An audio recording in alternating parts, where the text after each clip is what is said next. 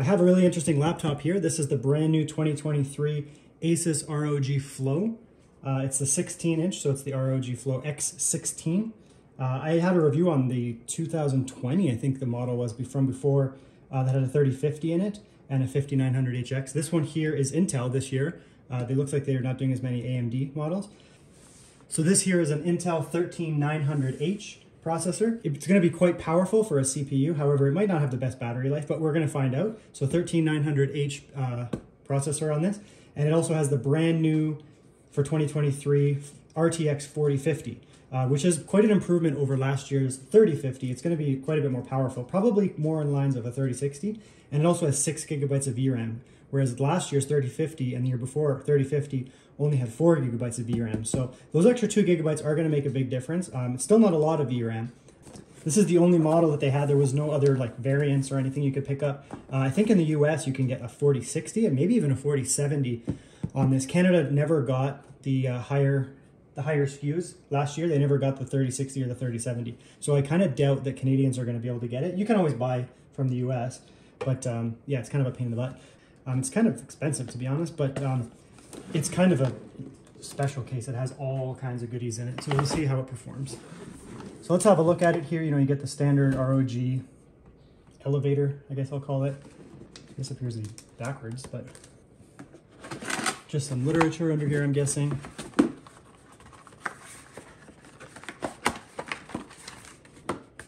Yeah, so you get your ROG kind of instructions and just the general warranty thing over here. There we go. Relatively slim charger. One of the benefits of these 4050 laptops is, yeah, they're not going to be super powerful, but they should be quite capable. And they're, you know, you're balancing energy efficiency. So it looks like it has a barrel charger.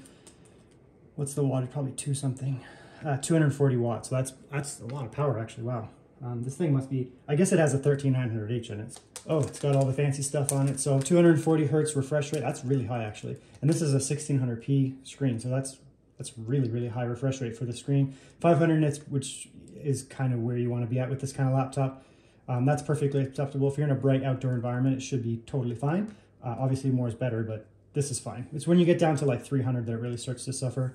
100% DCI-P. This is a gaming laptop, but it's also what I would consider a productivity laptop. So for people who are doing video editing and that kind of thing, because it has the touchscreen features and all that, this is kind of an all-in-one kind of hybrid type device.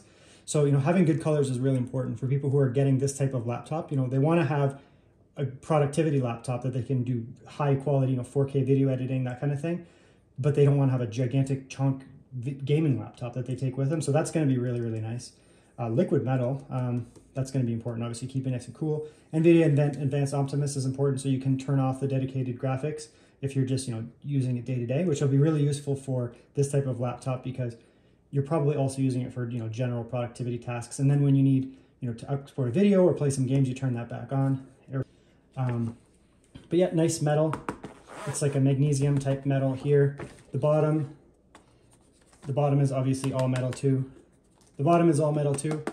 Decent airflow, so you're going to get probably CPU, GPU, whichever. Some extra airflow there. Nice big speaker grills on the bottom.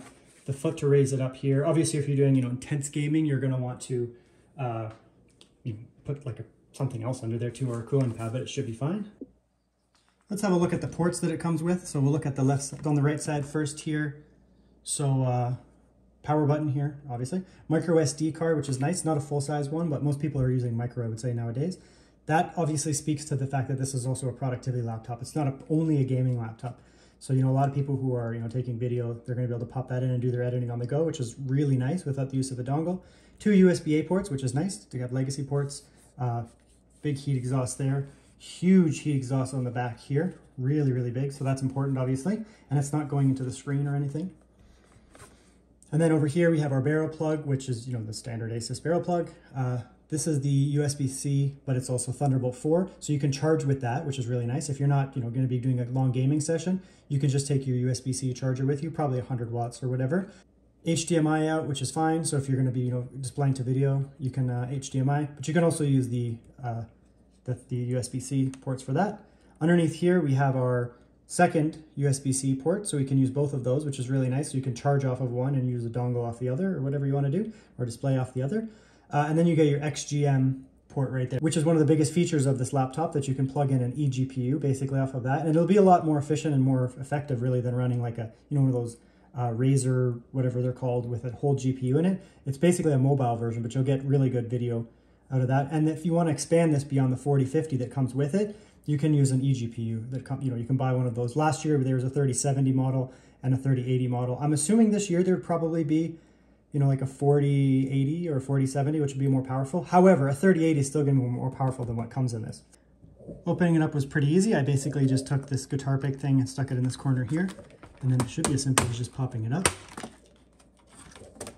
which it is. And there's the internals. Holy smokes, this is very engineered internally. So the internals look good here. Like, this is pretty impressive already. So we get our big battery here. What's the size of this battery here? We're going to need it because, I mean, it has an i9 in it, so it's not going to be super battery efficient. But let's see what size it is here. So it's a 90 watt hour battery, which is really big considering the size. Oh, it's quite thick. So 90 watt hour battery, that's going to be good. You know, this is an i9 in here. So it's not going to be the it's not going to be the best in terms of battery life, but that 90 watt hour will come in good. Like I said, it does have liquid metal, so I am not going to take off any of the cooling solution here because that would be a really stupid thing to do.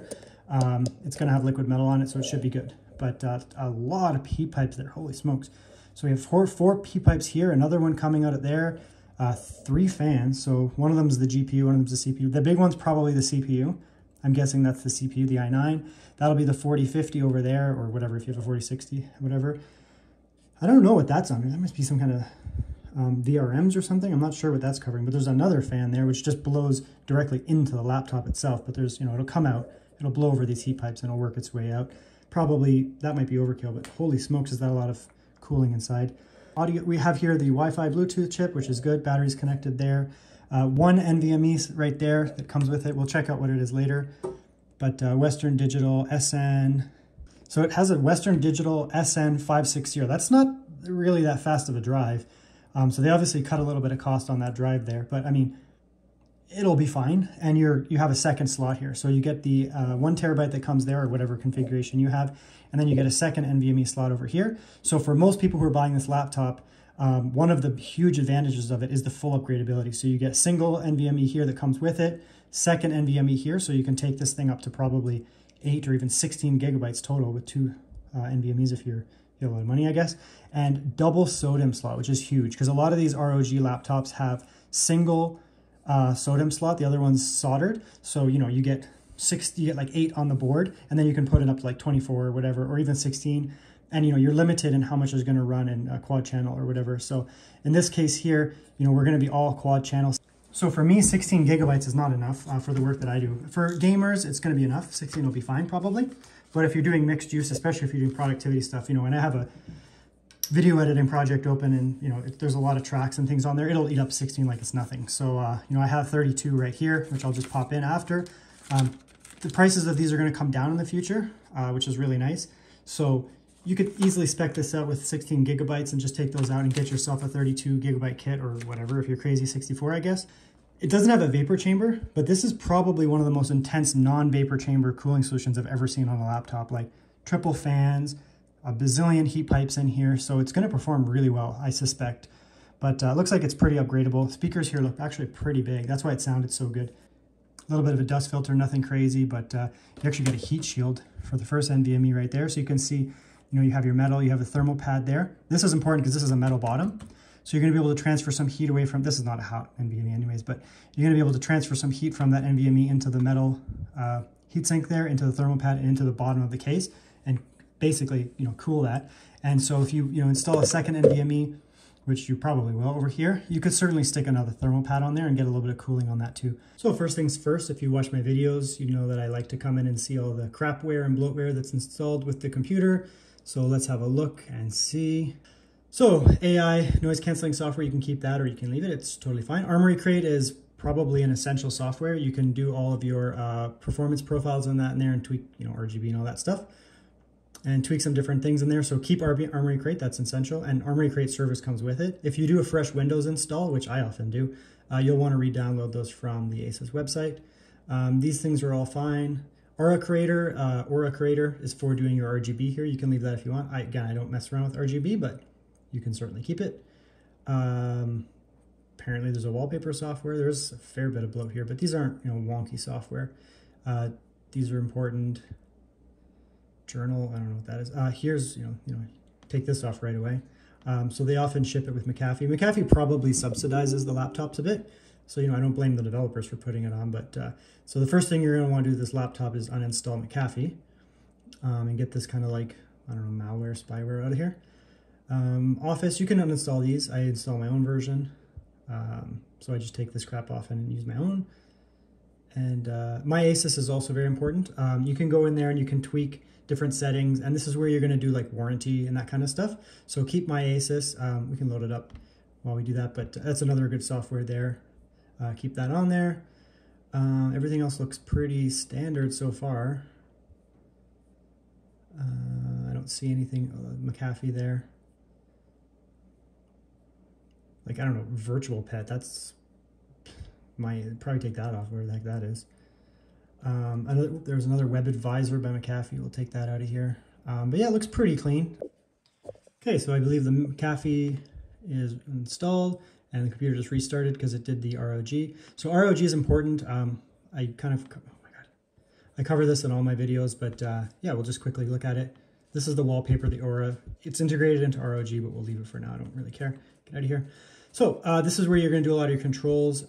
These are the different performance profiles. So Windows will just go off, whatever Windows. If you're on balance, it'll do that. You have silent, which will, as best it can, keep the fans off, which typically works pretty well. Performance is where I typically game at and do things. It runs really fast. Everything runs really fast, but the fans will go, but it's not absolutely crazy. I find turbo, it really ramps everything up and the fans will just go like crazy. But I actually find that a lot of the times it actually gets kind of warm, and the performance is sometimes worse in turbo. It'll go up and down. Good if, I guess, if you're like doing something briefly, but I typically find that performance runs really well on these laptops, but maybe it depends on the laptop. You have your info here, your CPU temp 55. That's fairly reasonable, especially for a i9. GPU is on standby right now because it'll be using it won't be using the dedicated graphics. i9s do have integrated graphics. They're not powerful or anything, but they're fine for Windows.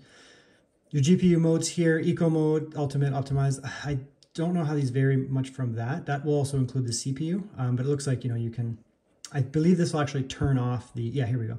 So if you go with eco mode, it'll turn off the dedicated graphics. You'll just be running on the integrated graphics. It has like the Nvidia Advanced Optimus, whatever. So it'll turn off the dedicated graphics and you'll be running on integrated graphics, which is honestly fine for day-to-day use, and that will dramatically increase your battery. Optimized should go back and forth when needed. Ultimate will just disable the integrated graphics and run only on dedicated graphics, so the 4050 or whichever model you have. And what that means is you'll actually get slightly better performance if you're running only on dedicated graphics. It's not going to be huge, but it's like sometimes like 10%, which can be a lot. And you get things like your RAM usage in that. But that's good. So you're going to do you're actually going to be in here quite a bit. You can create your own profiles here, like fan profiles. If you find it's annoying and you want to let it get warm first before the fans turn on, like at 80 degrees, you can certainly do that. These GPUs and CPUs are totally fine running up at 80 degrees. So you can do that if you want. Typically when I'm doing productivity tasks, I keep it on Windows, and then otherwise I have it in performance. But that's the software there, but it's good. I actually like Armoury Crate. Some people don't. It's a little bit wonky at times, but I find it works pretty well. The GPU looks like it goes up to 130 watts. Holy smokes, that's a lot for a 4050. I didn't realize it was so powerful. I don't know if it'll actually get up that high, but that's really high for a 4050. That's like 3070 tier wattage. So we'll see how high it goes, but if that's true, this laptop should be pretty quick, to be honest. Okay, let's do the typing test here. I'm at a weird angle, so it'll be really awkward, but let's see what I can do here.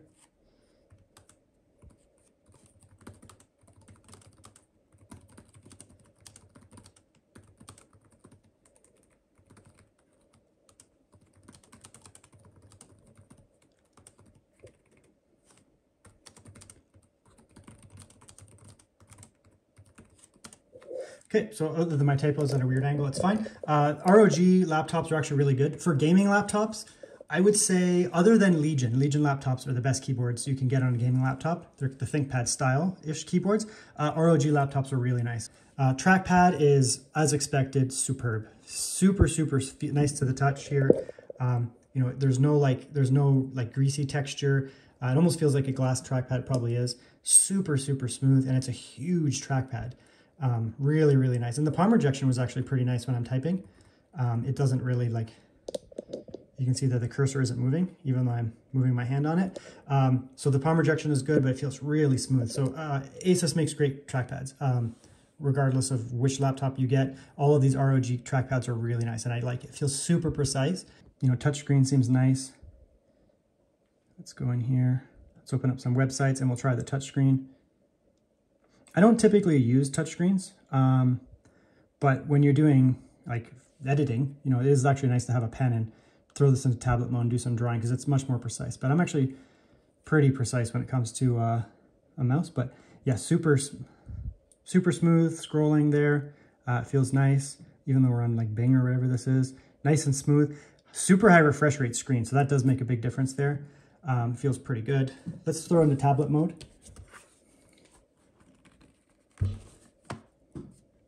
That is a massive tablet. So I mean, if you're in tablet mode here, I mean, this is a huge, huge tablet. I can't even get it on the screen. Let's zoom out there. There we go. So I mean, this thing, it's huge. This is like the size of an encyclopedia or something. So I mean, it's really nice to be able to, I mean, you could sit on your lap or something like that. Oh, there we go. Bing, just messing up. And because it's a bit wider, you know, it's a slightly higher aspect ratio, you're going to get a lot of screen real estate. But that's a big screen right there. Looks nice though, nice and crisp. The scrolling wheel is really, really nice. So, you know, you can use it in tablet mode if you have like a pen. You know, you could open up like a, you know, get yourself a drawing app and do some drawing editing there. I'm also not left-handed, so I'll do my best here.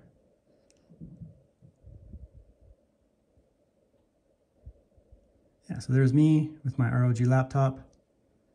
Look at that. That was actually really responsive, to be honest. So obviously a pen is going to be a superior input device by far. You know, you get yourself a Microsoft Surface Pen or whatever it supports, and you can draw all day. Get yourself an actual drawing app instead of Paint, but you know, Paint takes me back. Okay, so let's test out, we'll just test out this, I don't know, Samsung video. I'll turn the sound on a bit because it might be kind of loud. I just want to see the colors here. From what I'm seeing, the phone may not pick it up as well, but this is extremely vibrant. And remember, I'm coming from a 42-inch C2 OLED from LG. Wow, those blacks are really dark. If this was beside an OLED, they probably wouldn't look super black, but those are really nice blacks, actually. Wow, the contrast ratio on the screen must be quite good. Again, this is focused on not just gaming, but also studio and creator focus, but holy smokes. Wow. Yeah, so the colors are gorgeous. This is like not a subjective analysis. Objectively, this is a nice, very nice screen. The colors look beautiful. I'm very surprised at how dark those blacks look. I shouldn't be surprised because I remember the X16 had good blacks. But you know, I use an OLED screen on a daily basis, a high-end 42-inch C2 OLED.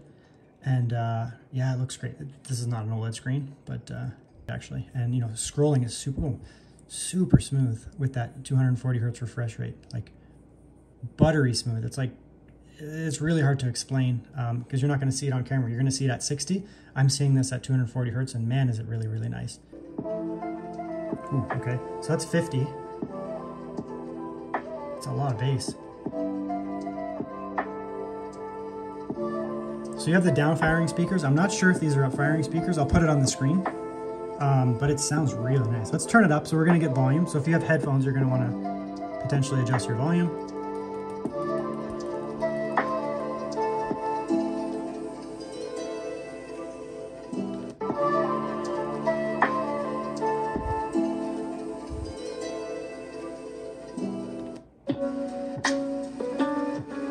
So it's pretty loud. I mean, there's louder laptops out there, but it's loud. Like, if you're in a room, this is going to fill the whole room with sound. And the audio is really clear. Let me turn it down just a touch because it's pretty loud. It's actually kind of annoying. Good bass, too. I mean, it's not a subwoofer, but there's bass. Here's a look at the webcam that comes integrated with it. It doesn't have a slider to basically, shut it off automatically. Just shut it off manually, but it looks good. This is a really challenging scene. You can see there's extremely bright lights behind me. Like it's a sunny day here. Bright light coming in from my left, dark on the right, and it doesn't seem to be struggling with the contrast on my face. If I block things off, it seems to adjust really well. So that's actually a really good camera, perfect for web conferencing. But it's definitely, I think it's HD. It looks like it's 1080p. Yeah. And here's a look at the SSD. So it's actually pretty quick. Kind of a mid-range Gen 4 drive. It's not going to beat like a high-end 980 Pro or something like that you can get in a Legion laptop. But that's totally respectable speeds there. It's designed for content creators, so I don't suspect there's going to be any issues with that, which I'm actually doing right now. Yeah, so I'm going to be totally fine with it, I believe.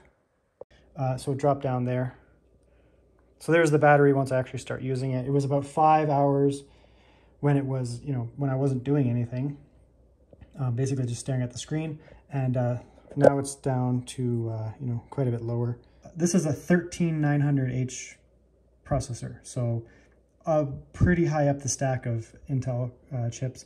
They have slightly more powerful ones, but this is way up there. So if you're expecting to get 9 hours, 10 hours out of it, I mean, let's be realistic. That's not what you're going to get. If it had an AMD processor, it might get a little bit more. You could tweak some of the settings here, but that's not really what this is for. Try some unzipping. We have an 11 gigabyte, almost 12 gigabyte file here. Let's see, it should be pretty quick. Yeah, that's really fast. So I mean, 13900 is going to tear through something like that pretty fast. Yeah, I mean, I'm not benchmarking anything, but that was really fast. So we have some really big movie files here. Let's move them on, and normally it takes a moment for these to process. Nope. And that was very fast. If I'm using like a lesser computer, to be honest, this audio track would not be prepared that quickly. It would take like a fair bit of time for that audio to basically pop in. One just to be sure. And normally that audio track will take a minute. Look at how quickly that was processed. Boom, ready, and the audio track's already ready. That's actually very impressive. I mean, this program here will utilize the GPU for various things, and that was super quick. That's probably the fastest I've ever seen. My desktop, I have a 7600X, and it's a great processor, but that's really fast. That was very, very quick. So for video editing, I mean, you're gonna be able to just snap stuff in there real quick. And the fan is not noisy. I don't know if you can hear that. Again, very good cooling solution on this laptop. So it's kind of overkill, to be honest, I was thinking, but yeah. Okay, so my video is not finished, but I'm just gonna do like a little test. So we have enabled the Nvidia rendering tech there, because this has a 4050, so you can use that, which is really nice. We'll just export it. There's different options in this program, AVC. I'm gonna do like a large file format just because I kind of actually want to see what it does. So we'll go AVC, which is 40 megabytes per second, which is pretty demanding, to be honest. There's other options here too we could do. Let's try that, and we'll just see how quick it goes.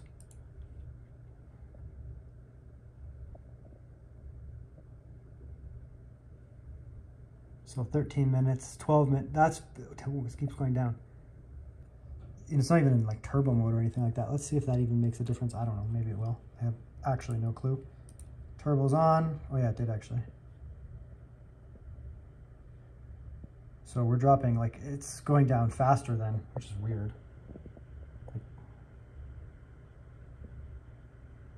Yeah, that's not accurate.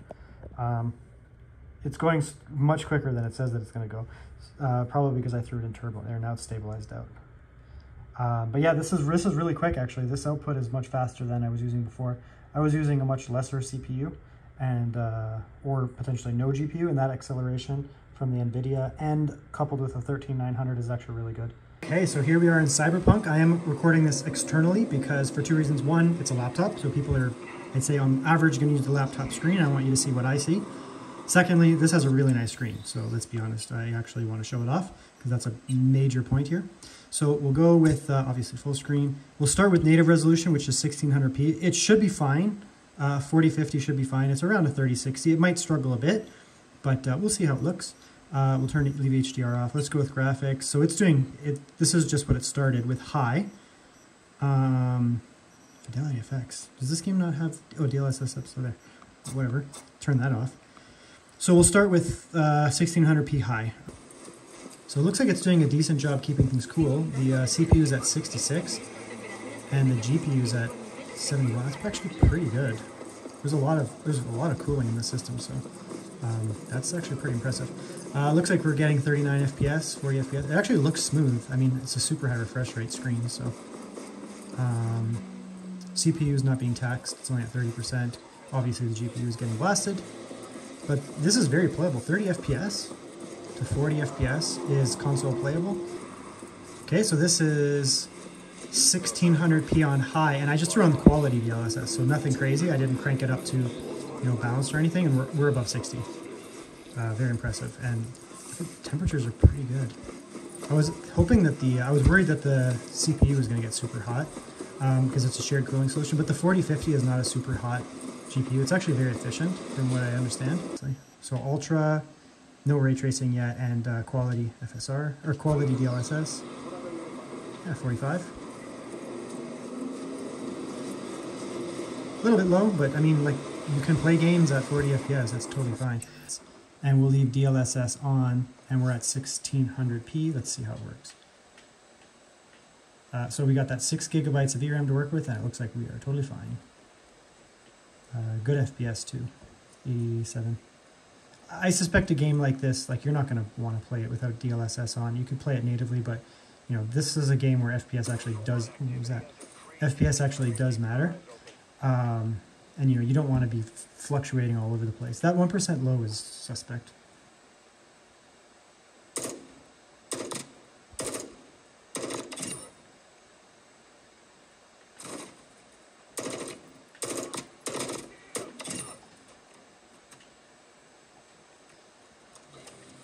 So I think we're good. This is how I play. There you go. I mean, this is kind of a one and done type situation. 1600p. DLSS on, obviously, but it looks like we're able to get pretty good frames here on Ultra. Extreme is going to exceed, there's no point in trying. So this is 1600p on medium presets, and it seems to be running quite well. The only limit that we might hit in this game is VRAM. I suspect it's going to have decent power performance, but there's no DLSS or anything, and we're at 100 FPS here. I don't know what's up with that 1% low, but whatever. Just ignore that. So we're at 100 FPS. Totally fine. Looks great on the screen. Yeah, so I mean, that's obviously not going to be too much for the car. So I've been using this laptop all day.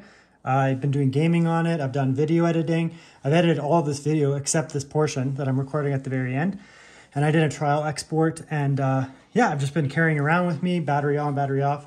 So just wanted to give my final takeaway, just basically after a day. Overall, it's a really nice laptop, similar to, the previous years. Gorgeous screen, absolutely gorgeous screen. Other than an OLED on a laptop, I've never seen a better screen. 240 hertz is crazy at 1600p. Super, super smooth scrolling. The touch is super responsive. It's excellent, excellent screen. Audio quality is really nice, actually, for a laptop of this size, especially a gaming laptop. Really, really nice. So overall, for like the media consumption of it, it's excellent. Keyboard input is nice. I would prefer a trackpad. I would prefer a number pad on the side, but I think for most people, this is totally fine. And for a gaming laptop, it has an excellent keyboard. As a productivity laptop, it's one of the best you can get. There's a few options that are better, but really nice. Killer trackpad as well. Having that convertible aspect to it is good. I mean, some people may want that. You can convert it like that and use it as a tablet for writing. I suspect that's actually less useful than some people, than it's sold as. It's definitely cool, but I don't think a lot of people are going to use it like that way. The touchscreen people will use, but I don't think a lot of people are going to turn it into a tablet. This thing's gigantic. But you could have it into a huge drawing tablet if you wanted. I think the biggest thing that's nice about this is it's thin. It's not going to show up on camera, but this is no bigger than a ThinkBook or a ThinkPad. This is a little bit thicker here. If we look at the two of them, you can see there. Not a huge difference, but definitely a little bit thicker. The footprint is basically the same. Tiny bit taller screen here, but it has smaller bezels. So it's actually a really thin laptop, considering what it is. You know, this is a 16-inch, pretty thin laptop, going to be similar to something like a ThinkBook or a ThinkPad around that size, you know, really, really thin. However, it packs a ton of power. So it doesn't have, you know, like a low power version of a processor. It has a full 13900H, which is a very powerful processor in here. Going to be hard to beat. I mean, there are slightly more powerful processors, but you know, this is getting up there. This is pretty much as powerful as it's going to get, especially in a form factor like this. And then it has the GPU. This one has the 4050. It's fine. I think for a lot of people, if you're going to be doing heavy gaming, you're going to want to move up. You're going to want to go 4060 or 4070. But the 4050 is good for mixed use. I think for productivity people, this has a lot of benefit, this laptop here. For portable gamers, it's a great laptop. I think for heavy gaming, you're going to want to get like a G16 or something like that because it's more dedicated. But I think for mixed use, that's where this laptop really shines. Just as like productivity here and there, doing some video editing here and there. Obviously, you're able to game on it. Really, really sleek presentation here. It's not going to scream gamer or anything. Nice metal. Doesn't look too obscene or anything like that. So if you walk into a business meeting with this, and it's not huge. Like I'm one-handing this. Not super light. It's no MacBook or something like that. But this is a 16-inch laptop. And, it performs great. The only negative is, you're not going to get a ton of battery. This is a 13900H processor in here. You're going to get a ton of power, especially on when you're plugged in. So it's easy to transport this to a location, then plug it in and use it. That's kind of how I foresee this. You're not going to run on battery all day. This is by no means in any way, shape, or form an all-day battery machine. Not even close. But you're getting a 13900H. You're not buying a machine like this, I think, for that. This is more like take it with you, plug it in, have it in your backpack, pull it out, then you plug it in, and then you get a ton of power with you on the go. It's not nearly as thick as, like a full-bore gaming laptop, like some of those 17-inch MSIs, and even the G16 and M16. They're bigger than this, for sure. But I think that's a big part of it. But the screen is probably the biggest seller on here. Beautiful, beautiful screen. So for productivity type purposes and media consumption, killer device.